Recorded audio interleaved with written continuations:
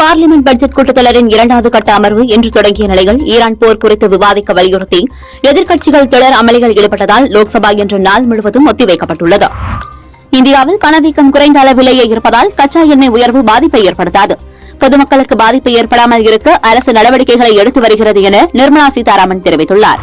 கரூர் கூட்ட நெரிசல் வழக்கில் நாளை நடைபெறும் சிபிஐ விசாரணையில் இருந்து தேர்தல் பணிகள் காரணமாக விலக்கு அளிக்க தவிக தலைவர் விஜய் தரப்பில் இருந்து சிபிஐயிடம் கோரிக்கை வைக்கப்பட்டுள்ளது.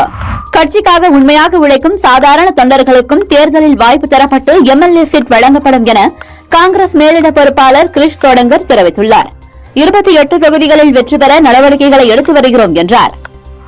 மானாமதுரையில் இறந்த விசாரணை கைதி ஆகாஷின் உடலை உடனடியாக மீண்டும் உடற்கூறாய்வு செய்ய வேண்டும் என மதுரை ஹைகோர்ட் கிளை உத்தரவு பிறப்பித்துள்ளது.